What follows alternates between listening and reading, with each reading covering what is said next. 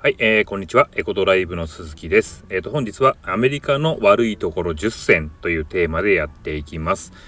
アメリカ在住歴20年の私が実際に感じたことをあれこれと語っていきます。私個人的な主観がかなり入ると思いますが、ご容赦ください。はい、では早速いきます。1番、保険が高い。めちゃくちゃ高いですよね、健康保険。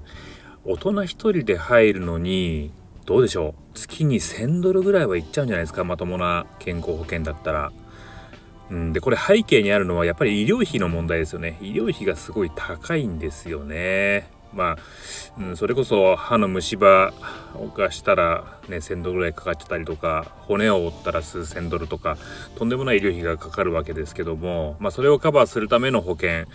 国民保険じゃなくてね、民間の保険ですから、やっぱり保険会社としてもそれだけリスクがあるということで保険料が高くなっています。はい。でこれ裏を返せばお医者さんはウハウハだと思うんですよね。かなり、給料も高いと思いますが、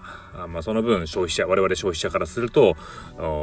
かなりね生活しにくくなってきているというのが現状です。はい。で2つ目に、家賃が高い。めちゃくちゃ高いですよね。これもねそれこそワンルーム、我々がいるサウスベイでワンルームで借りようと思ったら$1000以下じゃないですよね。今ワンルームでも1300、1400ドルぐらいします。でそれこそ 1LDK になってくるともう$2000近い1800ドルぐらいはしてしまうんじゃないかなと思いますね。年々とね高くなっています。でこれはやっぱりサウスベイにはやっぱり土地が限られているというのがありますね。中西部みたいにどんどんアパートいっぱい作れるとかっていう土地があるわけじゃないので、もうある程度土地が限られていて、でここにやっぱり世界中から人が集まってくるというのがあるので、どうしても高くなっています。で3つ目、外食が高い。そうですね。近年のインフレもあってですね、食材の値段が上がったりとか人件費が上がったりとかっていうのもあって、それが全てメニューに乗っかってきているというような状況だと思います。でただでさえですね、高い食事に 10% 近い消費税、それから20% にもなるチップ、この辺が加わってきますから、実際メニューに書いてある金額プラス 30% ぐらいで思っておかないと間に合わないっていうような状況ですね。はい。で4つ目、治安が悪い。これはね本当にエリアによって随分と違うんですけど、やっぱり場所によっては本当に近寄っちゃいけないエリアっていうものがあって、それこそ、道を隔てて向こう側には行っちゃいけない、こっち側なら OK みたいなところもあるぐらいエリアによって随分と変わっています。でやっぱり銃関係のニュースとか、あとカーチェイスなんかっていうのは本当毎日テレビのニュースで取り上げられているぐらい多発していますね。あとはドラッグ、こういったものもかなり横行しているというふうに聞いています。はい。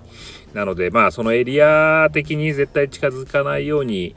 しなきゃいけないっていうのと、あと夜一人で出歩いたりとか、いいエリアであればですねいいかと思うんですけど、そうじゃないちょっとね危ないところ行くと本当に狙われてしまうので、これは注意が必要です。はい。そして5番目、格差社会。そうですね、これも顕著ですね。アメリカは富裕層はですね投資でどんどん豊かになると。ただ貧困層はですねどんどん貧困になるという世界なんですよ。たまたま貧困の家庭で生まれてしまったら、やっぱりなかなかそこから富裕層の世界に入るっていうのは難しいですね。なんでかっていうと、そもそもまともな教育を受けれない、お金がなくてねやっぱり、学校行けないとかですね、小さい頃からも働かなきゃいけないみたいな家庭もやっぱありますから、まともな教育を受けれない。で教育を受けれたとしてもですね、そもそもそういった学校に働いている教員のレベルが低いというのもあります。でこういった問題をですね、その抜本的に見直す制度を考えるべきだとは思いますけども、それも含めて自由の国ということなのかどうかというのは考えなきゃいけないですが、現在の状況として非常に格差が生まれてしまっているというような状況です。